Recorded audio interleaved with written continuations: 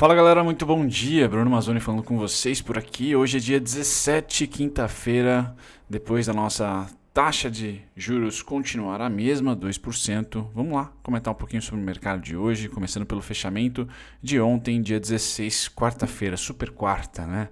Bom, na parte positiva do mercado, ontem nós tivemos CVC subindo 4%, Azul, Gol, as aéreas barra turismo aí, respirando bastante. Tá? Ser sobe 3%, bem volátil o setor educação. Tá? E a Light dá as caras aqui, para quem acompanhou a Light desde o começo do ano, uma das ações negociadas abaixo do valor patrimonial. Finalmente, ou talvez esteja dando aí um belo retorno para quem gosta do setor, né? Para quem apostou no setor de energia elétrica como sendo defensivo, me parece que mais recentemente, colocar aí na primeira quinzena de agosto para cá, tem respirado de uma maneira melhor algumas ações do setor elétrico. Tá? Equatorial foi muito bem, sei lá, em maio, junho, mas o resto, né, a maioria das ações começam a acordar recentemente. Então o setor elétrico aí mandando bem, tá? Ou pelo menos segurando a rentabilidade pré-pandemia. Né? O Ibov ontem caiu 0,62 para variar, tá certo?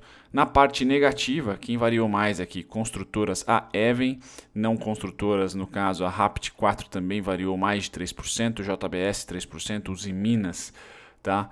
3,12% e CCRO 2,96%. Dessas que eu falei somente, tá? A Usiminas manda bem na oscilação de 2020. A Usiminas sobe 15% no ano, acompanhando aí o minério de ferro. Tá, então esses são os principais destaques do dia de ontem. Vamos lá falar um pouquinho sobre o mercado internacional hoje, tá certo? Dando um zoom para vocês do celular. Então começando com os Estados Unidos, fechamento de ontem, tá? O único atrasado aqui do mercado à vista é o Tio Sam. Vamos lá, S&P fechou com 0,46 de baixa, muito parecido com o nosso Ibov aqui. Dow Jones 0,13 de alta. Então neutro o mercado americano. Hoje o mercado europeu está negativo. Tá tradando hoje, dia 17, DAX, que é a bolsa da Alemanha, cai 0,62, Reino Unido cai 0,90.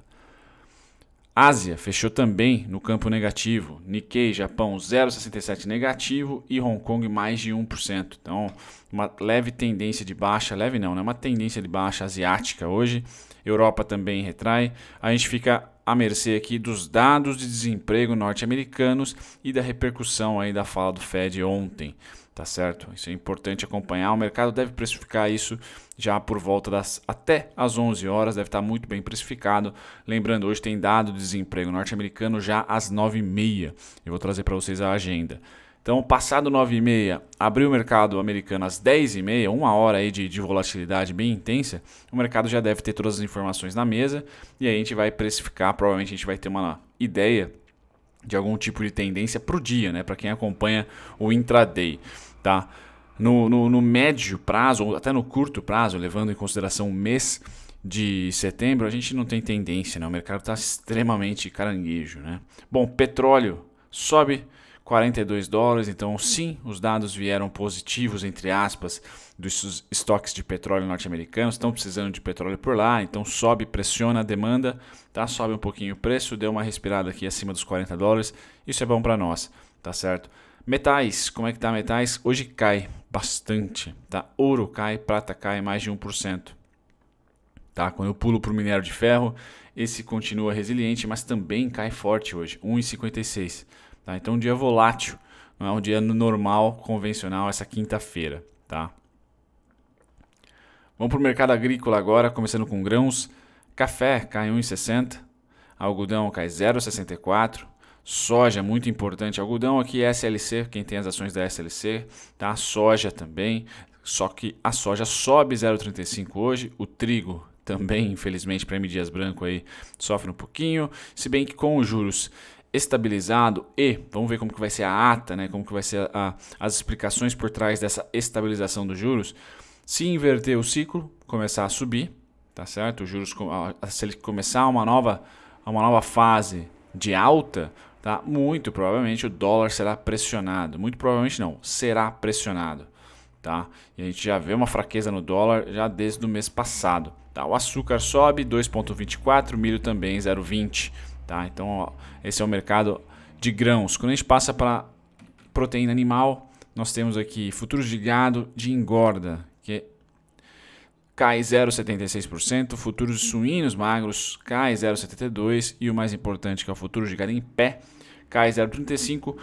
O mercado é muito volátil de maneira geral, porém essa commodity em específico, que é a proteína animal, não tem grandes oscilações. Tirando os suínos aqui, que sim, são uma proteína mais volátil, o bovino realmente manda muito bem. Então traz segurança, continua numa tendência de alta forte, tá certo? Só hoje específico que o mercado de maneira geral está dando uma azia, tá? Não é uma super queda, a gente não vê 3%, 4%, tá?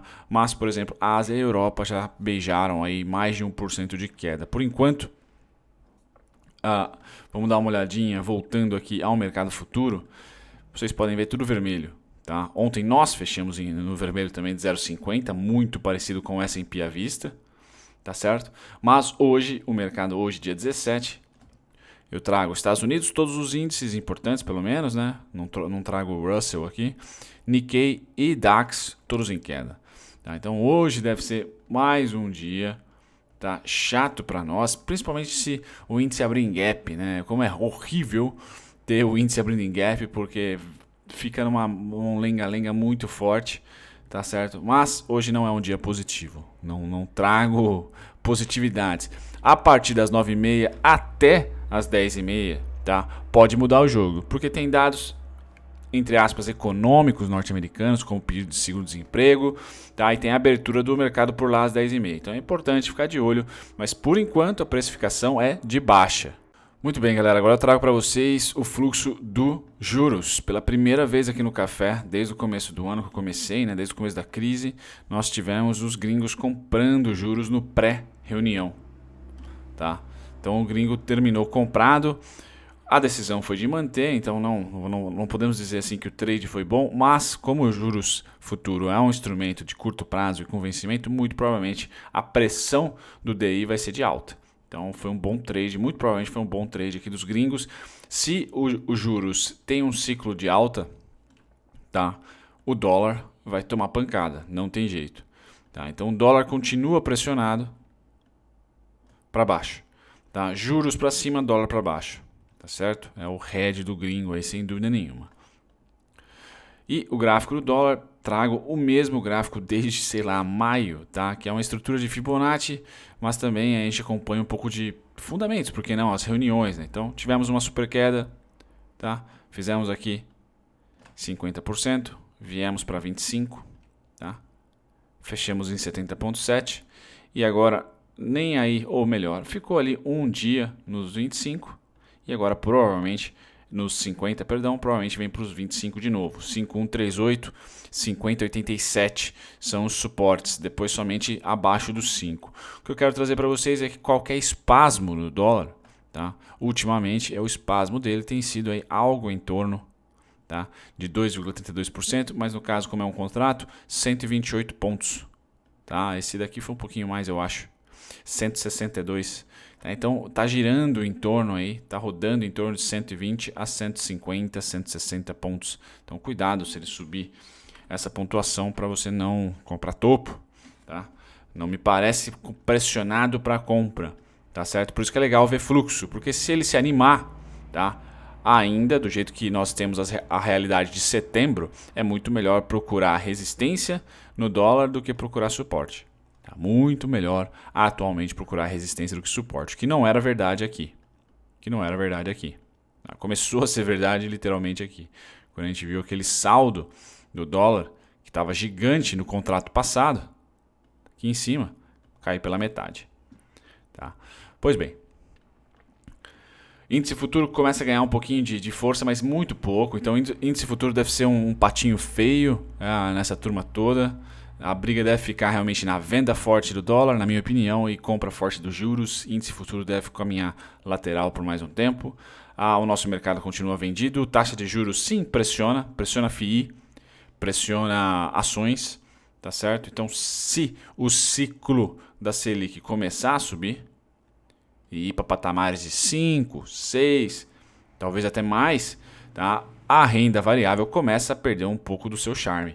tá? Começa a perder um pouco do seu charme. Tá? Não digo que vai perder o charme totalmente como 4, 5 anos atrás, a 14% ao ano, né? Tá?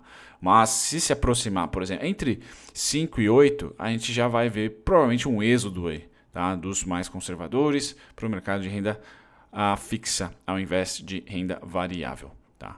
Bom, notícias do dia, eu trago para você a Locamérica, a Unidas, né? Distribuindo aí pagamento, na verdade, calma, não pagou ainda. Vai distribuir 9 centavos, certo? Sobre a forma de juros sobre capital próprio. O pagamento será realizado no dia 9 de outubro, utilizando como base de cálculo a posição acionária dia 18, tá? E a partir dia 18 de setembro. E a partir do dia 21 desse mês, tá? Inclusive, as ações serão negociadas então data dia 21 de setembro, pagamento dia 9 de outubro, já quicando aí, 9 centavos na digníssima Elican. Tá? E é ela que eu trago, uma ação que não tem muita análise, né? Porque ela fez um movimento que grafista não suporta, pelo menos eu não, né? Aqui, deixa eu trocar de cor.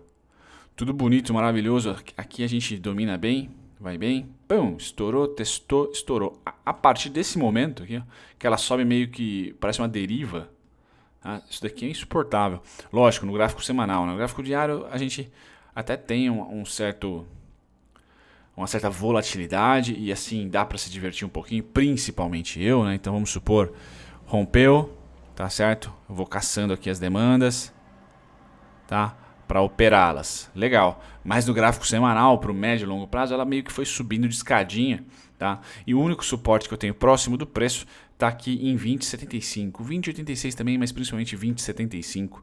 Tá bom, galera? Então ela está no topo, tá? Pré-crise, basicamente zerou as perdas de quem estava posicionado ou quem se posicionou em fevereiro, janeiro, março, tá? Então você teve aí a sua rentabilidade zerada e o bacana, né? Muito volume no fundo e volume nos rompimentos. Rompeu, tá? Então são fundamentos ali de uma boa e saudável, por enquanto, tendência de alta. Eu acho que você, na minha opinião, já pode ligar rastreadores de tendência no caso da Elican, tá? Se o mercado for continuar comprado como esteve desde que eu conheço a Elican aqui, estudando com vocês no canal, 2019, por exemplo, a gente vê as duas médias inclinadas, certo? Funcionando como suporte. Elimina aqui a crise, já se cruzaram, por isso que eu falei, entrou em vamos dizer assim, status de tendência, então se de repente bater na média, a gente tende a ter o zigue-zague comprador. Essa é a Elican. Passado da Elican, eu vou para Betol. Ótima empresa para shortear, mas ela sobe muito, né? Então tem bastante volatilidade. A Elican, o que eu vou trazer? Elican, a B2W. Trago para vocês primeiro, né, o fluxo comprador. Então, repetiu uma, duas aqui, e aí eu plotei 3. Simples assim. Esse aqui está plotando a partir, esse 87 a partir desse fundo aqui, 2019. Tiro do fundo do março e trago para esse topo. Barabim, barabom. Chegamos, não digo exatamente em 130, tá? Mas próximo ali de 130. O valor mais de fechamento em máxima foi 128 ali. Tá? Então sim, esse é um grande fluxo que tem aproximadamente... certo? Aproximadamente R$48. Então, uma altíssima volatilidade. Quando chega no fim, tá? Ela tende a dar uma azia. E essa azia, em tempos normais, sem ter crise de 2020, por exemplo, foi uma azia aí de R$21, cerca de, sei lá, 50%. Então, um Fibonacci de 50% aqui não seria a má ideia para quem gosta de Fibo, tá? E usa 50%. Traçar um Fibão de 50% aqui é o natural da volatilidade do ativo. Deixa eu colocar o 50 aqui. Já tá. Deixar só o 50 aí. Bom, então aqui em 83 e R$83, bola, vamos colocar assim, seria uma retração, entre aspas, natural, tá? Saudável para o ativo. Tirando aqui a realidade de 2020, que foi, né, um negócio muito louco. A Betol também, assim como a Elican, volume nos rompimentos ou fundo, tá? Então rompe, tem volume, tá certo? Inclusive esse carinha aqui é o valor mais negociado durante a crise, então tá lá o principal suporte em 88,90, tá? 83, Fibo de 50, Fibo de Fibo é boa, Fibo de 50, tá certo? E se você quiser pegar os pullbacks anteriores aqui, ó, você vai perceber R$18,13, tá certo? Algo muito parecido com esses 21, tá certo? Então é mais ou menos isso de se esperar. O que ela caiu já, não é brincadeira, R$32, tá? Basicamente R$32, só que ela saiu de R$39 e foi para 128. Tá? Então é natural a gente esperar uma desvalorização forte. Eu ficaria mais atento ao que? Ao percentual. Tá? Temos 28% aqui, temos 24%. Então dá para dar uma escorregada um pouquinho mais até os 28, chegaria nos 88, 90 e tal. Ou, se você é mais hardcore, tá? 50%. 40% aqui, perdão, 42%. Eu coloquei o Fibo de 50, vai estar um pouquinho acima, vai culminar nessa região dos 88 e 90 aqui aproximadamente. Beleza, galera? Então essa é a Betol, é muito em tendência, então tem que ser média que você liga com ela, tá certo? Ela só é volátil, então não é para qualquer investidor, tá certo? Por enquanto o preço está entre as médias, creio eu que vá dar aquela lateralizada clássica, e se o varejo online continuar bombando, é mais uma chance de pegar esses R$21 aqui, é isso? Pô, 40 e tantos reais, né? Ela sobe bastante. E continuarmos nessa tendência até o próximo desdobramento, tá certo? Bom, vamos lá. Passado da Betol. Os principais destaques aqui. Antes de trazer os destaques, deixa eu passar ele para lá. Eu tenho uma notícia, o pessoal da Levante trazendo os destaques da Bolsa. Então, Itaú e Bradesco investem em startups de Open Banking. Então, sim, tentando aí virar fintech, as duas, né? Open Banking é o nome dado ao compartilhamento e oferecimento de produtos financeiros, antes concentrado apenas nas instituições financeiras. Então, Bradesco e Itaú querendo virar corretora, por que não? A startup Quanto, empresa que partilha dados de clientes de maneira segura, recebeu um aporte de 15 milhões na primeira rodada de captação, tendo Itaú e Bradesco como principais investidoras.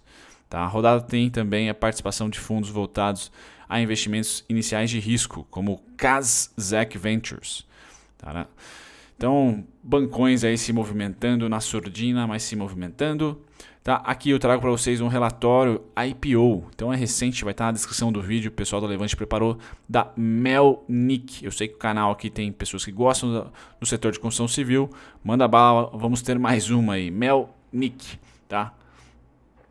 Agora sim, o calendário, às 9h30, pedidos iniciais por seguro-desemprego é o mais importante de hoje, então 9h30 fiquem atentos. E os principais destaques de ontem, galera, nada de novo no front nos negociados, tá certo? Continuam as mesmas. Nas maiores altas, a Ether deu as caras daqui, a Home também e a UCAS. A UCAS foi o grande destaque, hein? Faltou até falar sobre ela aqui. UCAS, disclaimer, tem posição recente, inclusive, bem recente. Maiores baixas.